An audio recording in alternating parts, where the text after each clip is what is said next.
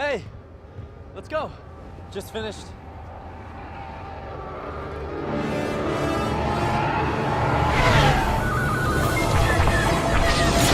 It's the Solar One Sci-Fi Podcast. Hello, this is episode, I think it's 160 of the Solar One Sci-Fi Podcast. I'm Michael Ball. Sorry we were off last week, but we are back this week. We are back and we're looking forward to reviewing the latest Star Wars series, which is something which we've got a lot to talk about. I'm joined, of course, once again by my faithful co-host, Martin Fowler. Hello, Martin. Hello, and how are you this week? We're fine. We missed last week. I'm fine, and I hope you're fine. We missed last week because there's just too much going on with our in our backgrounds, with our work, and everything else, and sometimes we just can't make it. But it's good because this week, as I say, we've just seen Ahsoka. We're both interested to get each other's perspective on it. We also are going to get a review reaction to an old school buddy. He sent me something. I don't know if we're going to play all of it, and it says Malcolm, by the way. Hello, Malcolm. But we're going to play at least some of it and see how it goes. But from what I understand of my school friend, he might be a harsh critic. He'll be fully analytical. Let's just put it that way. So we're going to look forward to that. We're going to get a reaction. We don't normally do reactions, but we can do it on Zoom, and we'll have a go at that. So yeah, I'm fine. Martin, how are you? What else have you been up to since we last? I started had this super intense documentary making course yesterday. Oh, how's it going? That was really good with this industry professional, and so that was like 4 hours. And okay. She's really good. She showed us the first ever documentary ever made, and apparently it's the blueprint Nanook of the North. Wasn't that they said on Mork and Mindy? No. I'm trying to be serious. Go on, sorry. It was made 100 years ago about people that live in igloos, Eskimos. Yeah, I've heard that. And apparently it was the first ever documentary ever made, and it was interesting. She was telling about how documentaries like manipulate people and get them to think stuff, and it was really clever. Yeah. And I never thought about all this, so that was interesting. But there is positives to it. But she did go into this side of it. I'm going to a convention on Saturday, and then I found out the trains aren't running from Eastbourne. So for God's sake, how are you going to get out? How are you going to get there? Yeah. Well, no, I'm going 2 days before. Oh, so you'll be okay. All right, I was going to say. I can't get back. There's like a train that runs to somewhere, and then it's a rail replacement bus. Yeah, I can back up to somewhere, and then you get a train back. So it's really fiddly to get there, basically. Yeah. I can get there straight away, but coming back is going to be. Every time you talk about something you want to go to, you always say that the trains are cancelled every time. Well, they're always having engineering work. They've been having engineering works on that line for 10 years. Mm-hmm. I don't know what they're doing on it. But so anyway, I'm getting back, and then it's my friend's birthday, so I'm going to go straight there after convention. So that's the weekend. But I'm going Thursday, and I'm looking. I just want to get out of London for a couple of days, and that's it now. So looking forward to seeing the sea. The weather's been exemplary, but it's going to be pissing lovely. It down. Is it changing? Is it cold? Oh God! All over the weekend. Oh, I honestly, the first half of October, well, not half, the first third, has been really nice. It's been lovely. I can tell the weather's changing today. It's definitely getting darker. Yes. And I suppose, but then you've got to expect, it's going to be autumn now. It's going to change. And so far, it's been pretty good. So, what can I say? It's been a sort of strange sort of time for us all. But, I think that 2023, one thing so far which I've seen said about 2023 is that we had some good shows this year. We've had Star Trek Picard Season 3, which I loved. Super, yep. We're going to talk about Ahsoka, which you can probably tell is quite positive. Mandalorian wasn't so good for Season 3, but I still enjoyed it. I still think it was all right. I enjoyed it. I'll definitely watch it again. And then, of course, next month we've got the new Doctor Who 60th anniversary episodes. Do you want to do a live show after that? Yeah, I probably. I don't see. I mean, we'll see what we're both doing. What about asking Jade to come on? Yeah, maybe. I don't know if you're up for it. I think Though he quite likes- after, well, people might be kicking the coffee tables up in the air when it's on. I mean, it's going to be interesting to find out what happens on Doctor Who, isn't it? Really, do you know? What Yeah, I've got the feeling that these are going to be good. But I get it's BBC. I'm not the biggest fan of the BBC in the way that they do things at the moment, as you all know, after Doctor Who in recent years, War of the Worlds, which was yeah, I mean that was just like somebody I discovered. One of my friends, he watched that War of the Worlds attack. He thought it was absolute crap, and I stood up. I did. It felt like a TV movie. It felt like a B movie. It felt like I did defend its honour, but he wasn't having it. And it's all right. It was okay. Made me sit through that crap, Martin. Better than the BBC version. Better than the BBC well, I version. said that. I said, well, you didn't like the fucking BBC version. I said it's superior to that. Yeah, but it was did have superior a to point. that. I will say, he had a point about the kitchen scene with the vicar. You know, the vicar with the penknife cutting the bread. What, the one where they're all in the room and they're trapped in the room and everything? Yeah, and he says to her that you will be the sacred vessel for starting the human race off again, and you two are going, you know. And I agree with that. That were really cheesy, and he were overacting over the top. It was like he was supposed to be like the Parson character, Nathaniel from yes, the book. yes. And it was a different, it's like a different variation of it, but it's a similar But principle. somebody else, I came across the video. Somebody else did it. I think it was 20 minutes. Did a 20-minute review, and he had nothing but praise for it. I like I said, I didn't mind it. I enjoyed it. I watched it twice. But I think we're the only two people. This guy, But nobody. They're the only ones that have reviewed it. I don't know anybody else who's even talked about it, let alone reviewed it. I don't know where it came from. This video, I'll send it to you. Yeah, but I was right. surprised. I thought, you get them little boxes. It said "War of the Worlds Attack." Yeah, you get like if you put something in, you'll get someone like a similar thread, and it'll be on YouTube recommendations or something. Nothing, just ours and this one. Well, I found one other person apart from us. I still think it's worth the watch. Yeah, I think it's worth the watch. I will defend the film. Yeah, absolutely. Because I see the bigger picture of what that could have been. I wish it had more money in it. That wasn't enough for my defence. I wish. No. If they'd have got all the actors from the BBC version, and they didn't get it made by the BBC, but the money that the BBC's version had, it went to this other company, it would have been fantastic. Yeah. It would have been brilliant. It would have been a masterpiece, I think, compared to the first one, the BBC one, which was. I still can't believe how bad that was. I cannot believe how bad that the flashbacks and it was just all over the place, and it was just absolute shite. It was terrible. Terrible. Oh anyway. No, it was terrible. It really was. It's interesting with my friends with Ahsoka. I've got one friend he just has not got the time for it. And I'm going to say, no, it's just, I'm not, everybody's entitled to the point of view. If we're watching this, let's go into, okay, on that point, all right, I'll leave it. Let's go into our focus of the week. I do agree with some of his points. I will say that. Yep. We'll go into the focus, and then you can start straight off with your colleagues' review. So here we go. This is our Solar One Sci-Fi Focus of the Week. Here we go. It's the Solar Sci-Fi Focus of the Week.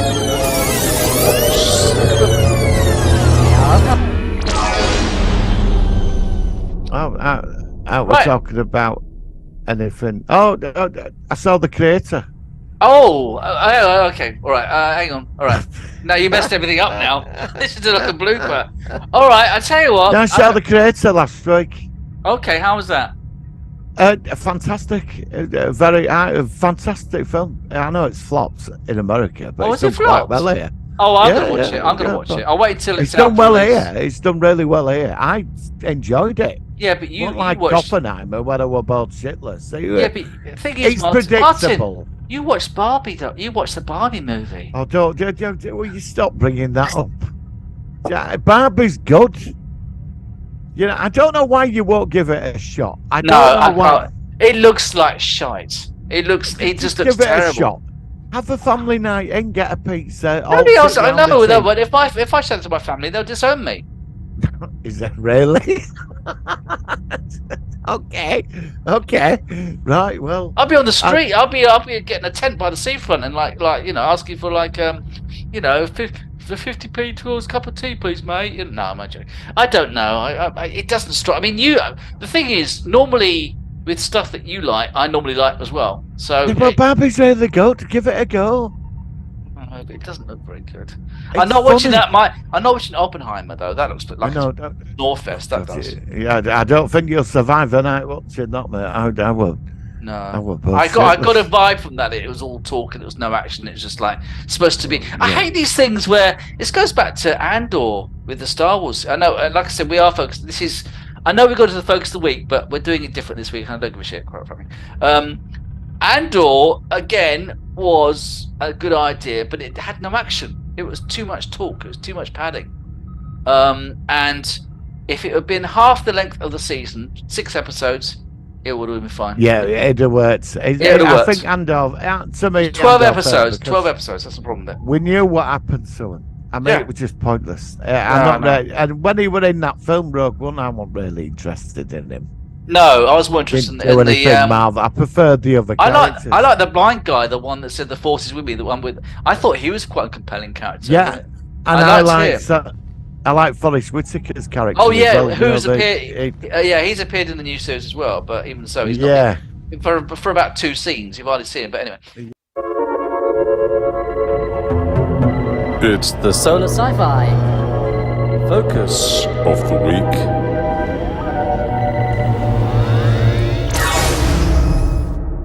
Anyway, Ahsoka. Yeah, let's go into Ahsoka. I don't recommend the creator. All right, okay. So it's just finished. We've been watching it. We've been sort of like talking about it. I've not heard about the actual episode, the last episode you've seen yet. But generally, without sort of like hearing about the last episode specifically at the moment, what do you think about Ahsoka? Are you glad it's been made? Tell me what you think about it. I've enjoyed Ahsoka.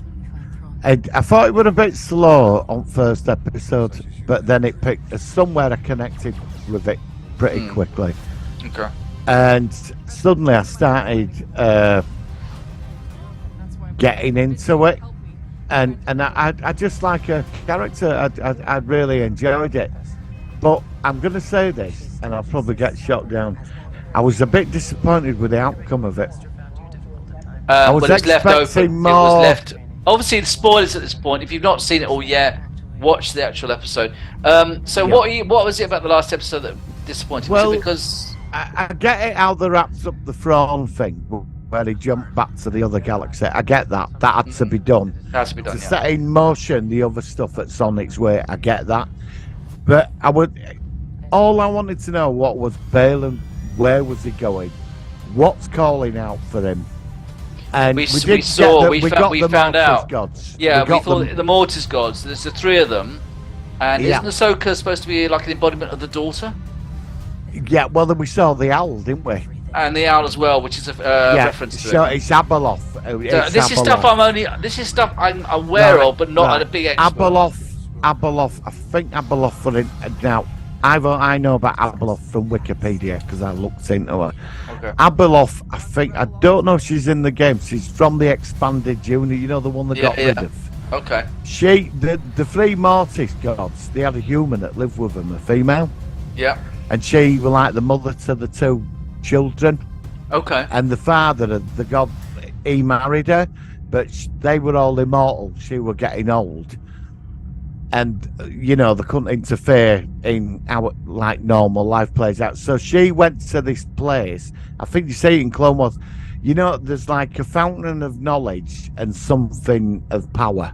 There were like you bathe in one, and then she went to this place. No humans are allowed to go there, and she jumped in this. She jumped into this like a force, like there's 2 force points. One she bathed in one of power, and then she did some other one where it was of knowledge, and it made her omnipotent, but she went insane.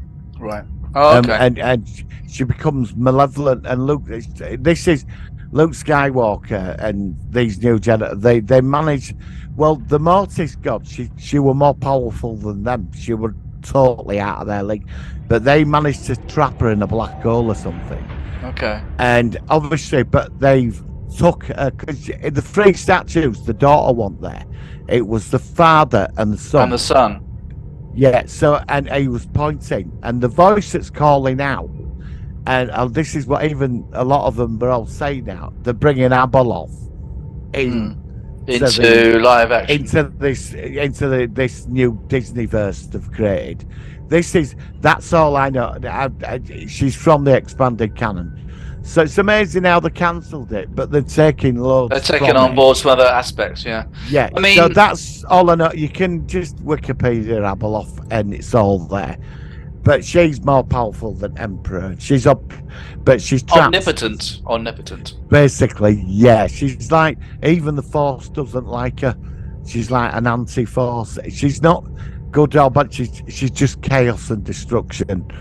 And so I assume the saying now, because Palpatine in the canon novels, he was something was calling it out to him beyond the unknown region, something, and he couldn't pinpoint. So Balin has tuned into it. Into that, and he's going to sort of inherit. I could be wrong. It could be something else, but there's something calling to him. And when I felt let down with this, I would have liked to have known just a bit more, just a minute more where you know what? it was. I know exactly what happened. They probably did do some more, but the actor Ray Stevenson, I think his name, he passed away. Yeah. So yeah, I know. What they had to do is they had to cut it down, that aspect of the actual episode, because they're going to have to rewrite it, and they're going to either recast or do something different, where there's some other embodiment of this situation that they're going into. Whatever it is, yeah. That's why. I'm not daft. No, exactly. They probably would have had the encounter with all this, but they had to cut because the actors died. Yeah, because when I was watching the final episode, I was more interested, and when they were all running about fighting zombie troopers and rest of it, all that was irrelevant to me. It were all right, but I wanted to know where them two were. That's why. That's all I. They cut it all down because they had to, and that was an awful thing. And in some ways, if the actor hadn't died, you see what would have happened if the actor hadn't died until this point. Say he died in a month's time. It sounds a bit morbid, but let's just say he had done. Yeah, it would have been a different episode that you would have seen, because they would have thought that Ray Stevenson would be back for wherever it goes next, season 2 or the movie that's coming up or whatever. And so they had to course correct. They had to think, oh my gosh, so what should we do? And that's what they've done, which is, like I said, now the actor, I don't know much about him from other stuff, but he was brilliant. I thought he was really good as this sort of dark Jedi. I liked the female Padawan. I can't remember what her name was now. She was good as well. The rumours now for second season that he's gonna, obviously, who's ever gonna play his character, is that he's this entity, or whatever this force is it's ancient, it's old. I think it'll use him and dispose of him, and I think it's going to possess him. They'll give an explanation, and probably what will happen is, as you say, that his force, his consciousness or something, will go into her. And then they can because they don't like to I don't like actors being recast anyway. I hate it when you get an actor with a different taking on a well-known character already. An actor sort of like, it's hard to adjust. But they might CGI him, No, I know it's too expensive. I think it'd be too expensive. Do you reckon? Yeah, I do. I mean, they did a few short scenes with Luke Skywalker in the Boba Fett, which was great. But it cost a lot of money to do. But it was short scenes, not it? But it was great. But it was short scenes. Yeah, they won't be able to do a whole season, I don't think. No. But the thing is, another question. I mean, I have seen the animated stuff. I've never been a big fan of the animated stuff. I don't mind it, but I'm just a live action person. I just prefer it. Do you really think that you really would have missed out if you hadn't seen all the animated stuff? If you just gone from Mandalorian? I think so. Yeah. There's so much. The trouble is with Ahsoka, there were so many Easter eggs in it. Instead of just going like down a straight path, bringing the Mortis gods, that's easy to sort of cover, but there were too many there were Easter eggs just everywhere. And if you haven't seen, like, we've seen Clone Wars and Rebels, and because my friend actually very said, good. well, They're good series. They are good series. No, they are. For animated stuff, they're good.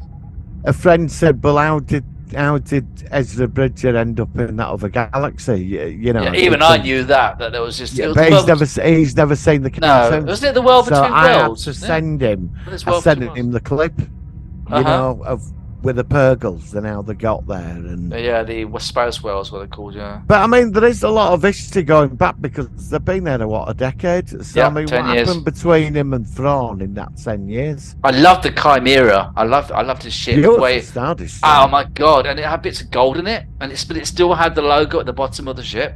And as a ship guy, when you saw the episode, I think it's episode 6, when it flies in, and you hear the rumble, and you think it's Ezra's force, no, Sabine's force, and it wasn't. It was a ship. Yeah. And What do you? No, go on. no, I was going to say I thought it was really well What done. do you think? Some people are not happy about Sabine being force sensitive. Don't bother me. That's right. No, I didn't think twice about it. I've seen a few videos. Some people are not happy about it, but Don't mind about it. Why not? I liked her. You I know- thought she was quite good. I like the character. I think the actress played her well. yeah, I think that all the actors who replaced the animated versions, they all did a really good job. I Yeah. really do. Seriously, like I said, we're going to have this critical review from my old school buddy in a minute. We're going to review that. And that's going to be interesting. What we'll do is we'll pause Zoom because Zoom's got a limitation. We'll come back in a second. But I just think, it had a lot of action. It was, like I said, going back to Andor, where literally an episode, you wait 30 minutes, you might see one ship scene or one sort of CGI thing. It had a lot going. Loads of lightsaber battles, which I love. Oh yeah, that was perfect. I love the stormtroopers. You know, the red. The storm with the battered armor with the gold bits. Oh, and I know all we even that. saw the Death Troopers. We saw 2 Death Troopers in the last episode. They're the ones Yeah. which are black, and you can see one of them. Their face was all rotted. Yeah, inside. fantastic. It's like The Walking Dead. I love The Walking Yeah, Dead. loved it. The Loved Walking it. I'm Wars. He's just. I would have just liked a bit more on. I'm more interested in what's trapped on that planet. You know. Oh, we'll find out about that. What about Claudia Yeah. Black? Claudia Black. I didn't even recognise her. No, I didn't. Do you know? I did how not found recognise- I out found that out- was her? I think I found out from. I read an article online. Yeah, I somebody thought, put oh, it on is she? Facebook, and I didn't recognise. I would never. And also, she's not in the actual end credits and the main credits. She's just like at the No. end, a really tiny Claudia Black. I thought to myself, Yep. she should have been at least mentioned in the end. She's quite a big sci-fi actress. She should have been Yes, like massive sci-fi with actress, yeah. like David Tennant and even saw C-3PO once here. I thought, what is he doing? And it was him. It was him in the gold suit. He was back. Yeah. Although his head was a bit up for some reason. I don't know why he's looking. But what do you think of the CGI of Hayden Christensen as what's his name? I didn't. I just accepted it. It didn't bother me at all. Yeah, but no, I but just I thought it looked really good. I thought it looked Yeah, really I did. good. I saw him as the ghost and the Force entity.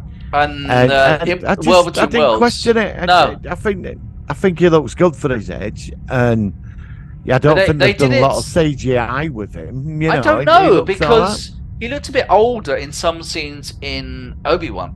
There was an episode where you see him slightly de-aged fighting or practicing with Obi-Wan in episode. Yeah. But he looks better in this one. Yeah. And I thought, and like I said, I don't know how much they needed to actually use CGI or de-aging techniques to sort of do it.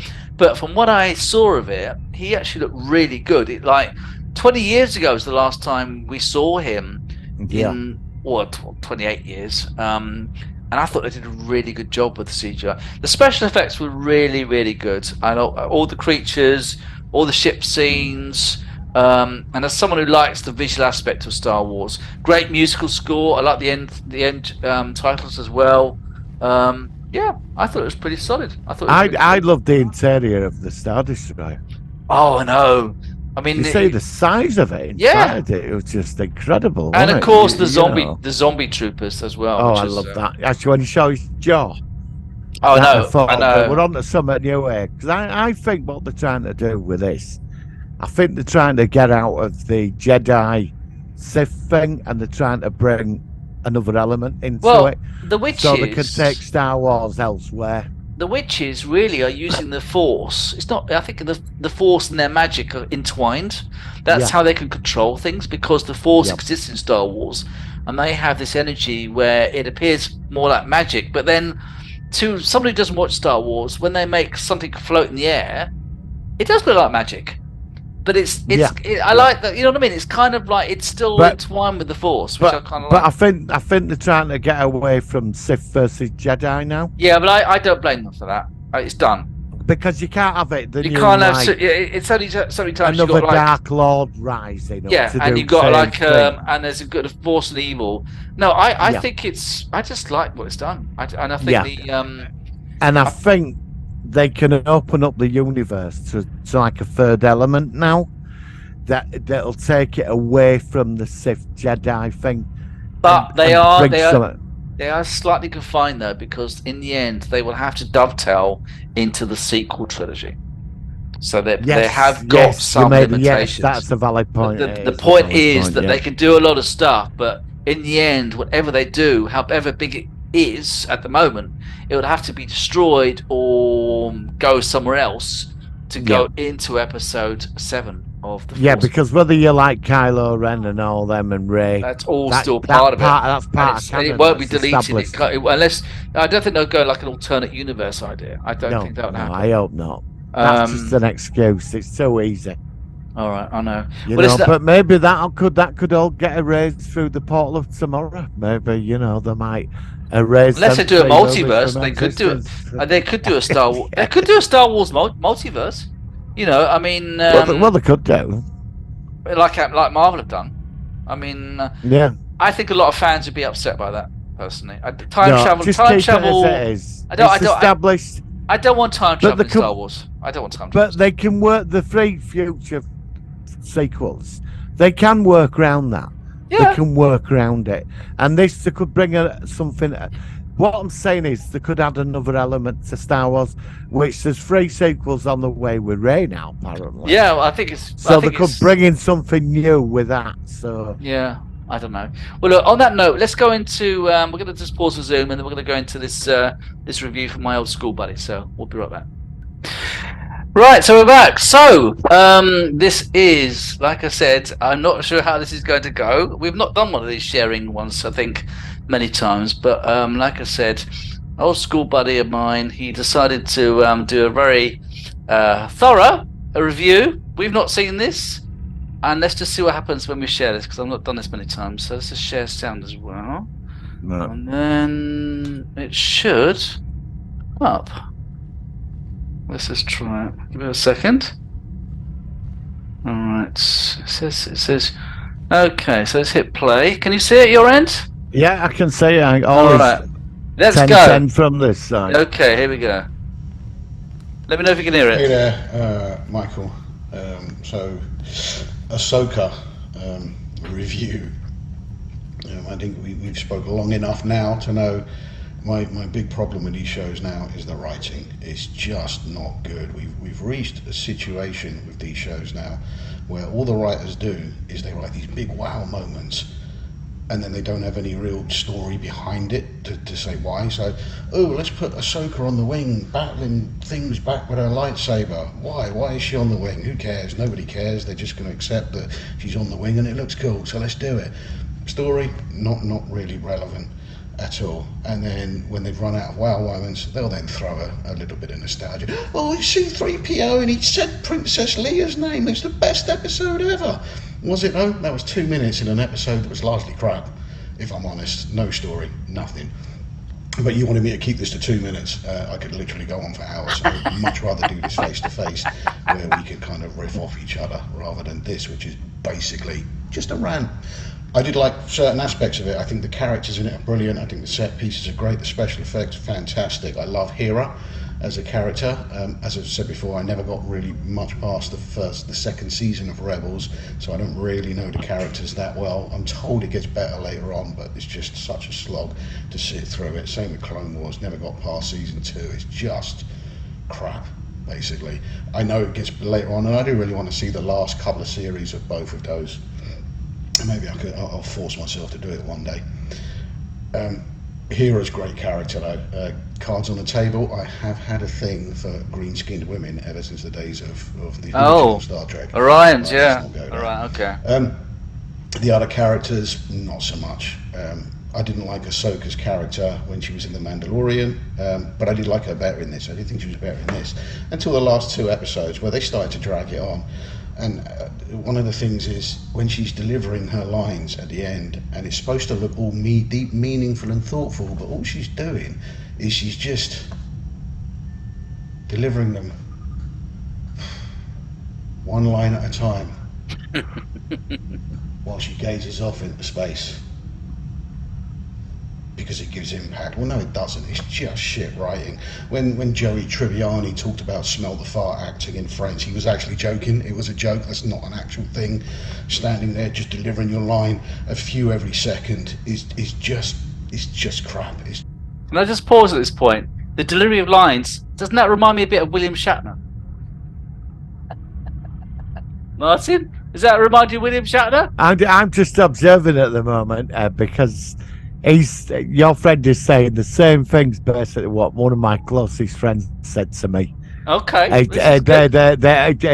Because one of my friends, I love him to bits. He went on about the lightsaber scene on top of the spaceship. You know. Oh yeah. And he does. My friend, I respect what he's got to say, but similar points. All right. Not impressed with the series at all. Okay, well let's carry on. This is quite an interesting review. Interesting, yeah. Okay, here we go. Just not good storytelling. Then we have this.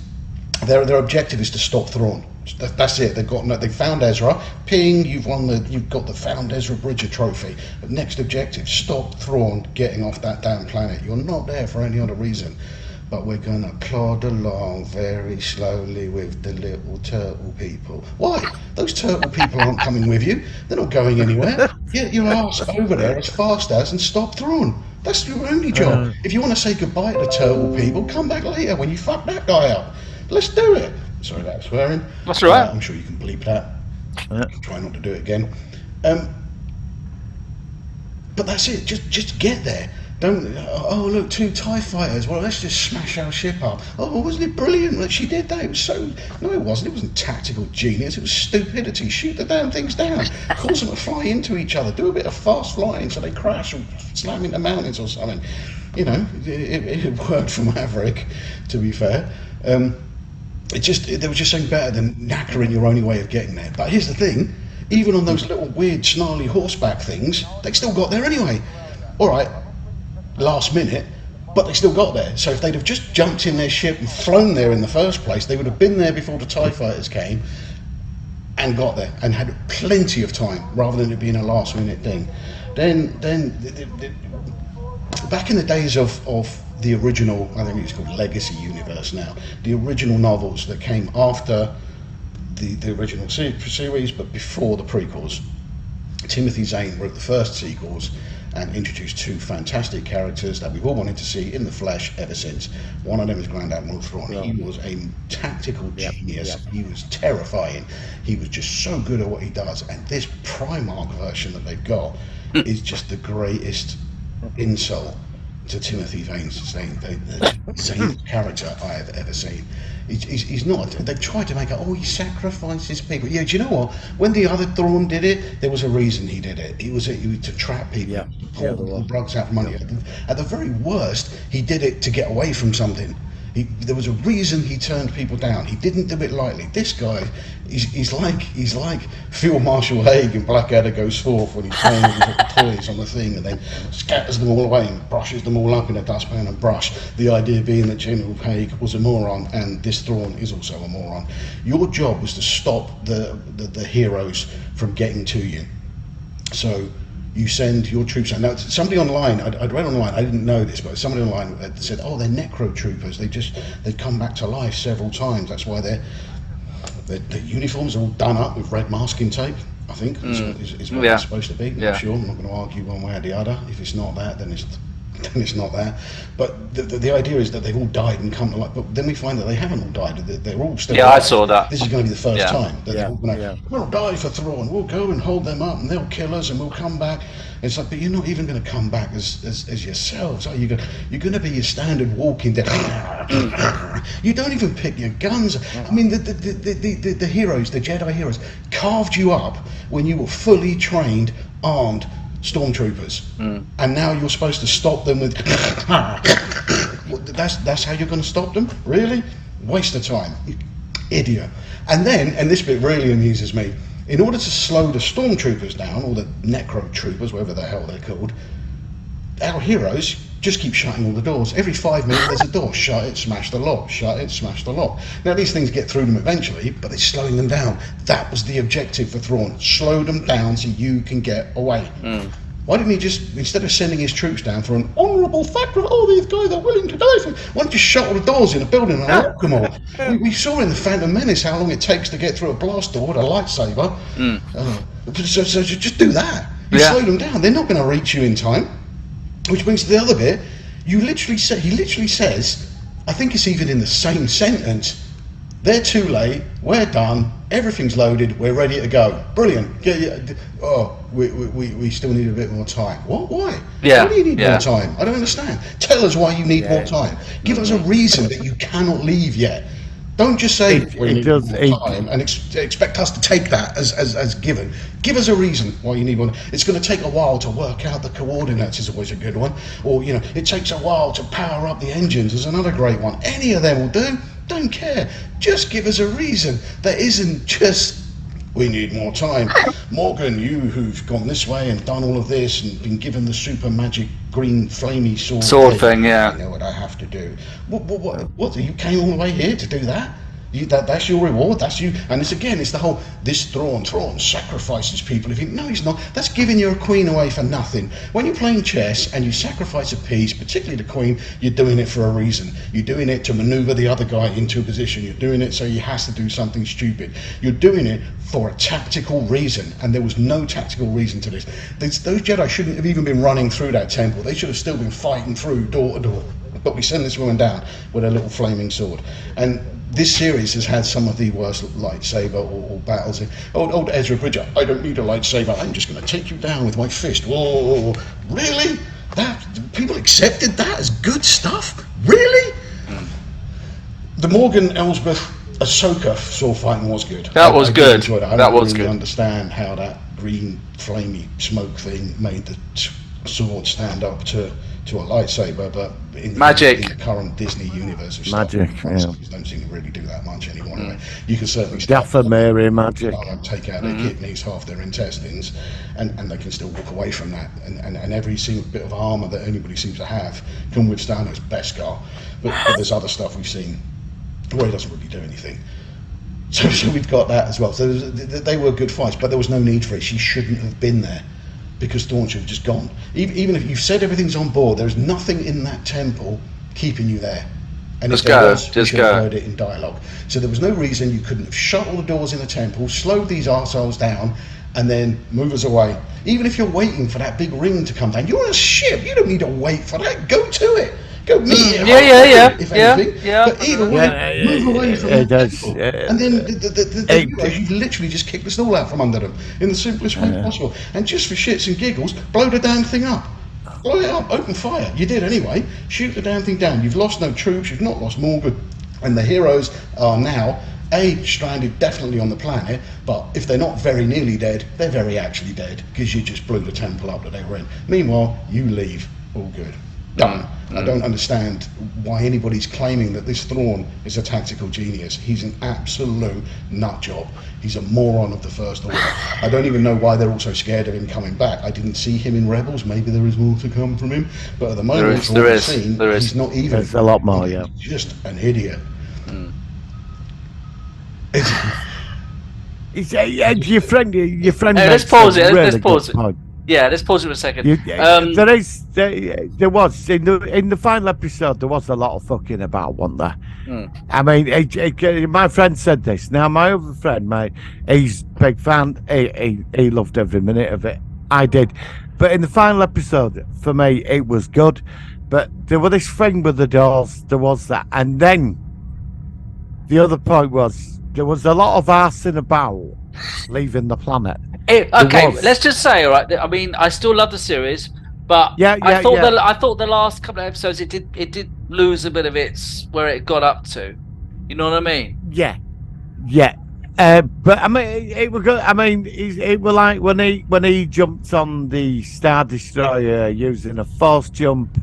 Oh yeah. Where was her jetpack? She's never had one. Did she have one in the animated series? Did she have one then? She did. Yeah. I don't know where she. I don't know why she hasn't got it now. 'Cause she's got the armor. Well, that's what I kept thinking because I thought, well, when she fell off the thing, where's your bloody jetpack?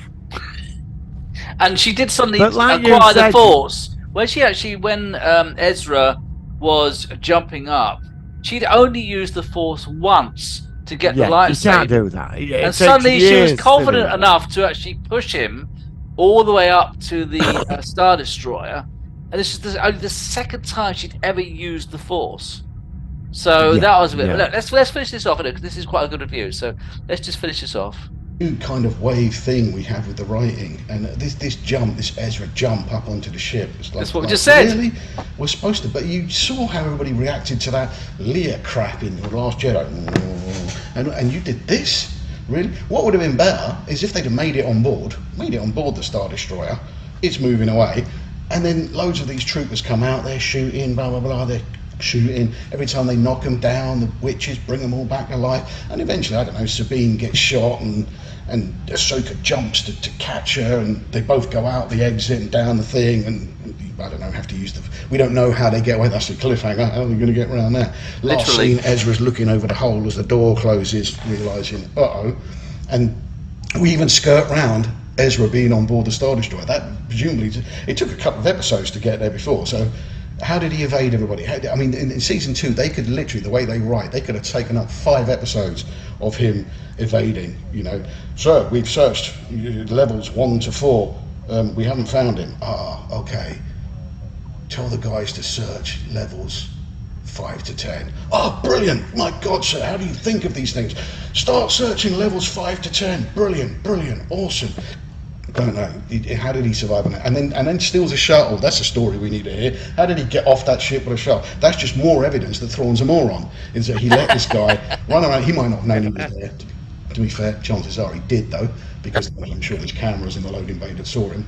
He's managed to evade on the ship and steal a ship and get that ship. Did you think not have guns when he took off in that ship shooting down? Come on. I wondered that. Let's find out how Ezra got away. I do. Madness. It just, I don't, it's just the writing is just not good anymore. And as long as we keep accepting this crap writing, this new style of them all sitting around a table going, oh, let's think of a wow moment. She stands on the wing firing with the lightsaber. She's deflecting it while she's on the wing. Okay, brilliant. Why is she on the wing? What? Why is she on the wing? Why does she have to do that? The ship's got deflector shields and weapons of its own. Why? Well, nobody cares why, mate. As long as she's on, it'll look good. Well, yeah, it'll look good. It's a great scene. It'll look good. But why? Let's expand the story. Let's find out. Let's give it a coherent reason for her to be on that wing, doing what she does. We've never seen anyone have to do that before. Why is she doing it now? Why is she that stupid? Why? And all that. But no, it's just we don't need a story. It's just it'll look good, mate. Everybody will be so caught up in how look at her, that they'll forget that the reason for her being there is just dumb. It's just stupid. Don't understand. Madness. But as I say, I've probably gone well over your 2 minutes now. Look, 13 minutes. So there you go. Maybe do a whole episode on the one rant. But yeah, maybe just edit some bits out. No. But, look forward to seeing your rebuttals. Would much rather do it face to face so we can next time rebut as we say stuff and all this. But just this new wave of writing, I just think anyone who's accepting what they're churning out now needs their head examined. Right at this point, I think Disney could literally take a big steaming shit in the middle of the road, piss the word Star Wars onto it, or the word Marvel, and all these new wave fans would accept it. It would just be, they'd be heading, oh, it's the greatest thing we've ever seen, oh, it's amazing, did you see the shape of the shit and the way the steam came off it, it was fucking all... I'm not buying what you're selling, man. The show is such a shame, because the people invested in it that are good, the actors, the special effects people, the set pieces, they're all so good. They deserve so much more than the crap stories they're being given. And if this is the best they can come up with, then bring on AI. Bring on AI. I think I sent to you, I asked ChatGPT, the freest software on the planet, write an episode of Blake 7. That was it, one sentence. Write an episode of Blake 7. And it churned it out in seconds. I thought Blake 7 would be a really niche thing it wouldn't have learned about. And it broke, well, it's only like 4 or 5 paragraphs, but it was an in-tone story with the characters. All right, Sulin spelt wrong, and Tarrant and Sulin weren't on the ship when Blake was, but I'll forgive that, because it was literally the synopsis of an actual episode. And that's cheap software, low-end, cheap, entry-level software did that. What will the high-end stuff be doing now? What will the high-end stuff be doing in 5 years' time? And why are we even going to pay writers anymore if this is what they churn out? Speak to you again soon. All right, let's stop that here. Let's just hit stop share. Okay. Now, wow, that was really a really good review, actually. I don't fully agree with every point that Malcolm said, but you've got to admit he did have a lot of good valid points. First of all, Malcolm has invented a new hashtag. Hashtag Thrawn's a moron. So that's one thing that's already going to be out there, I think. Well, some of the other channels are calling him Frank. Are they? Yeah. So what do you... I agree with you, mate. I bought the 3 books years ago, Heir to the Empire, about Thrawn. Okay. Three paperbacks. The guy he wasn't evil. He's a strategic genius. And after the fall of the Empire, he conquered he got it all back, until obviously the heroes got rid of it. He gets betrayed at the end of the book by his own bodyguard who's sworn to him. But he works out every scenario. The guy, when he looks at his enemies, he goes into their personality. Like he did it in this. I mean, they got that right when he found out she was, but he would have known that anyway, that she was his apprentice. He would have known that because he knew who Anakin Skywalker was. He knew that he would, when he would outfit, he knew that. So I suppose my question... Rebels, they got him right, and it is a bit wonky with him in this, but I do like the actor. I love his eyes, but your friend does make some good points. Thrawn's meant to be this. He doesn't waste resources. He's not like the Emperor Vader, just sends this guy protects his men. They respect him because they know if they're in a situation, he'll get them out of it. He'll only sacrifice if it's tactically he has to do it to get the bigger picture. I get that. But there is a few things. If your friend's read Heir to Empire, I totally know what he's on about. Yeah, I've not read that. I've not read it. I've not read that.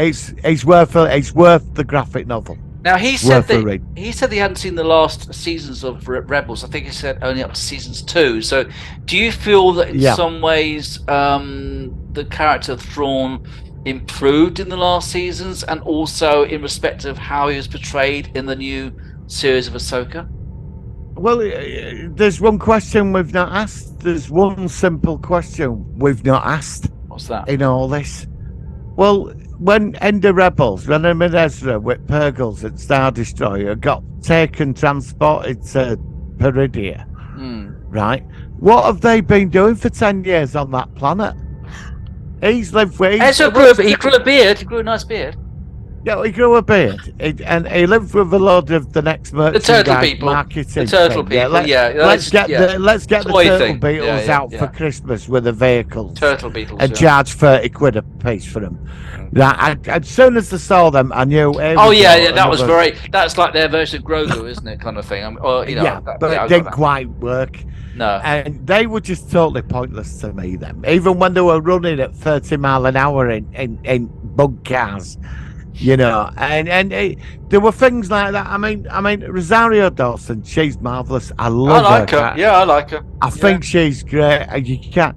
But there were a few points in this. I mean, but you do make a good point that the final episode, I didn't think there was enough of the payoff. But like you said, he died. That's what I think changed the dynamic of the last episode. That changed the dynamic. That's the one I interpret as being. That's what I think. So they extended the bits out of the Death Troopers and the doors. Yeah, they could have they had to extend They it had out, to fill in the gaps because they couldn't go to the actual culmination of the Ray Stevenson's character. That's what I think it's such a shame, really, because I think, like you said, if it had been another month, we could have had something absolutely amazing there. And it's just, so I'm hoping that in season 2 that we're gonna sort of. I'd like an amazing 2-part to start the next series with. That we know what's going on. I'm already going to say this. I'd like Malcolm to join us at some point for a podcast if he's available. I think that I know he's only on a video thing, but I think he would put a good input into a future show at some point. Yeah. I do concede that, but then you get this every Star Wars, every TV show is going to have plot holes. That is part of the nature of what TV is. Nothing is going to be perfect. It's every single thing, even a masterpiece, will have something where you think, why did you do that? Why did you do that? You know what I mean? Actually, I watched Foundation season 2 over the weekend. Have you seen the whole thing? I've only seen it halfway through. I watched the whole lot of it, and do you know something? I couldn't get into it. I watched it all. I watched 5 episodes over 2 nights, right? Right, okay. And when I finally got into the top few episodes, I was blown away by it. Does it get better? Oh yeah. You wanting more? I was put it this way: when I went to bed, it was circulating in my head all night. Oh, okay. Absolutely super. And I'm gonna have to say, and now there were no plot holes in that. So really, yeah, but that's based on the Isaac Asimov's, isn't it? Whatever. Well, it runs along the side of it, but they've totally took it a different direction. But what they've done with it is genius. I sat through that, and I thought this is superb. Right, I've even worked out that there's somebody manipulating everything, not the psycho history. I can't say. No, don't tell I me. know where they're going with this. All right, okay. I don't know. I worked it out, and I was absolutely blown away by it. I found the first season it was a bit up its ass. Second season, ultimate in payoff. Ahsoka now has to do that. But I enjoyed Ahsoka. I did enjoy it. I did enjoy it. And there were plot holes. But he's right. Some of the Marvel and Disney stuff now, writing's terrible. I mean, do you think, well, we are going to sort of wrap things up now, but do you think that generally the quality of writing in a lot of these modern TV series, regardless of whether it's Disney, do you think the general standards have just dropped? And do you think that AI in the possibility, it could be a good factor? I call it franchise killing. Okay. I think when you've got an established franchise of something, like 3 movies, like, I don't know, Indiana Jones or something, we've got to today, so these people have grown up on it, but they've no connection. Because I watched this guy on YouTube. He's some people say, well, it's only a TV program. That's what some people say. Yeah, a lot of people say that, yeah. But it's not, it's more than that, because you've invested a lot of time in it, and it's been around in your life over a long time. Yes, it's so important. you expect, not everybody, but you expect, if they're going to take something that's special to a lot of people, that they're going to try and responsibility of making it just the right balance between. I understand they're going to do something different, but they come out with these stupid fucking ideas and add these scenarios to these characters, like Indiana Jones 4. They shouldn't have done that to his character. They shouldn't have done it. And it's simple as that, but they went and ruined it. They I'm sort of sorry did it, about my yeah, language. yeah. No, that's all right. And, Okay. and it's like, you imagine if these writers got hold of Back to the Future. That's why they can't they do wanted it. to do a They cannot number do 4. it. Do not touch Back to the Future It's like ever. Ghostbusters, isn't it? It's like Ghostbusters. This established, beautiful movie from 1985. The sequel Was good. not as good, but we love It's it. all right. Yeah. All right. And then we got that. That female one. Years That later. terrible. That terrible. It's nothing to do with the females in it. They're No, all funny that. women. No, it was just a shit film. It was woke, It was just a shit. shite. It was just crap. a shit, It was absolute a real. shite It was movie. taking a dump on Ghostbusters. It was like a. Yeah, well, Yeah. It's franchise killing, and I think Disney and Marvel, they got these fucking writers in. But why? Come in. Why have they got? Okay. Because they want to put their own spin on it. A lot of them. Now I know that the world's moved on, and there's different types of people, and everybody likes this, and they have to cater for the audience. Plus, also TV says it's about making money, so they have to. Is it the lower? into all Is it these like other the lower common denominator that they sort of like, sort of make things a bit kind of more. Not thick, but yeah, make it a bit more obvious that the quality, because they don't want it to go over people's heads. They want to dumb it down a bit. Is that what you're saying? Yeah, I because it's about making money more now than ever. And that's the nature thing. Yeah. Okay. Yeah, not everybody's seen The Expanse. No, but The Expanse will go over a lot of people's heads. I mean, The Expanse is a great series. Yeah, but if that went mainstream, The Expanse, people would be saying that's the best thing I've seen in 20 years. The writing is there to write this stuff. Foundation season, so the writing is there. They're the type of people that should be working on Star Wars and the Marvel. The people that get it, they know what the audience want. But then you get people somewhere that go, oh no, we can't do this. Let's put in turtle people and we'll make them fucking cute. And then we can make money. And then we'll do something where one of the characters never did this, but then they did. And it's like, and then they try and slide it into canon as well. And it's pissing people off. It's really. I have to ask a very important question then. Do you think then that Dave Filoni, who is seen as the kind of like the offspring of George Lucas inheriting the Star Wars franchise, do you think he's as good as writer as perhaps some people make him out to be, or do you think that might not be the case? Yeah, but Dave Filoni had a partnership with John Favreau. Yeah, and sometimes it's like Red Dwarf, isn't it? Oh, Rob Grant, Doug Naylor. Yeah, you got the two writers, and the first so many seasons were absolutely and then they amazing. split off. And then when they split off, even though the writer were keeping it going, but it wasn't quite the same of what it was. It lost something that's gone missing. And I think maybe because I don't think Favreau is there anymore now. I think he's still in the background somewhere. I'm not sure. He might be in the background, but Filoni, I think sometimes when you do a creative thing, you can do your own thing, but sometimes you meet somebody and you click with that person, and then between you the magic comes. So you create, like a bit like our podcast. A bit like our podcast. Yeah, but do you know what I mean? Yeah, I do know what you're talking about. I just think I'm not going to judge Filoni at the moment. It depends on season 2 because we lost Ray Stevenson. Yeah, and I think it messed him up for final. It did. That's why I think. Tried to do a reshoots, new scenes.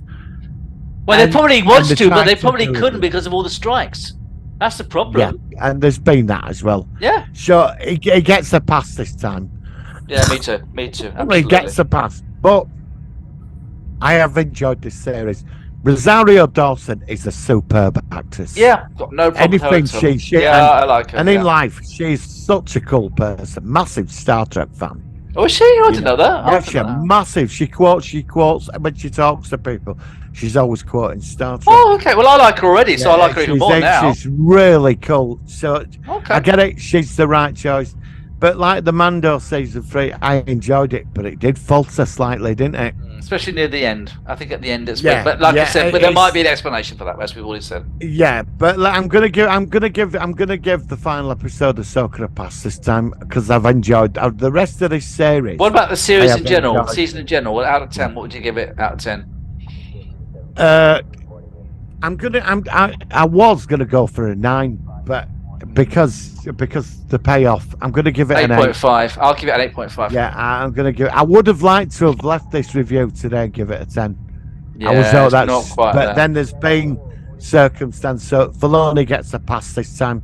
Yep, Do you absolutely. know what I mean? Yeah, I think it was certainly But interesting. I agree. I think your friend makes some good points. He's Yeah, come yeah, out with yeah. some good And points to my mate. Yeah. But another friend of mine, he absolutely adores this series. He loves every minute of it.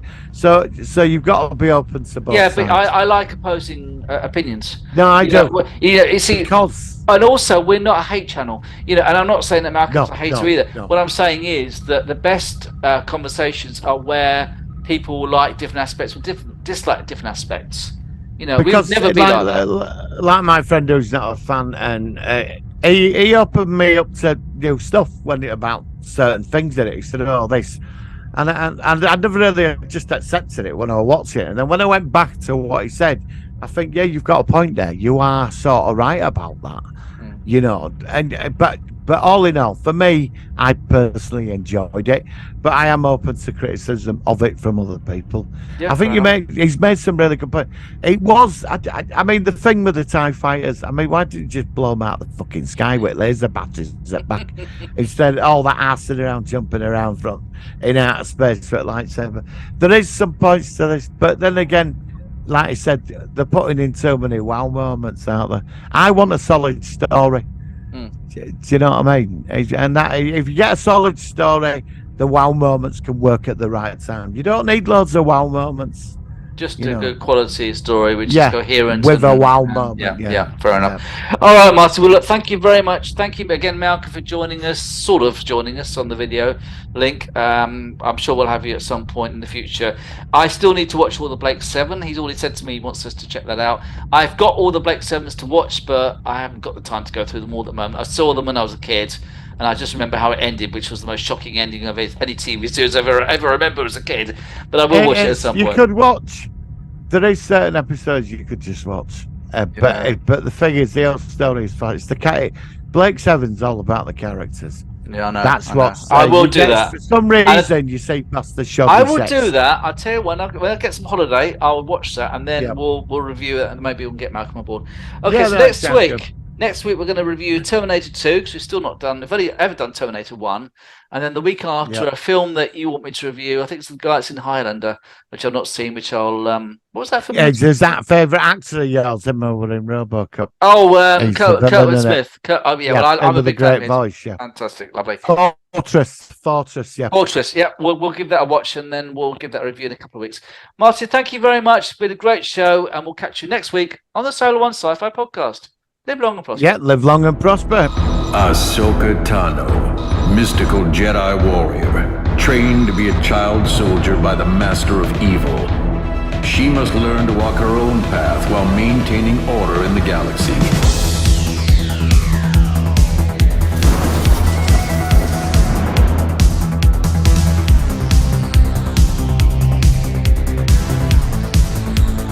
Ahsoka, a Jedi who fights against the forces of darkness using her twin lightsabers and incredible never-before-seen abilities. Water breathing, whale song, and quick change. Joined by a ragtag band of friends, they journey into the unknown. Sabine, Mandalorian warrior, explosives expert, hopeless Jedi, street artist. Hera, a pilot with the heart of a pilot, who is always dressed to pilot. And Huyang, Ahsoka's faithful servant, a 25,000-year-old robot that possesses more knowledge and experience than any other living being in the entire galaxy. Possibly the most valuable relic in all of existence. He is now responsible for ship maintenance.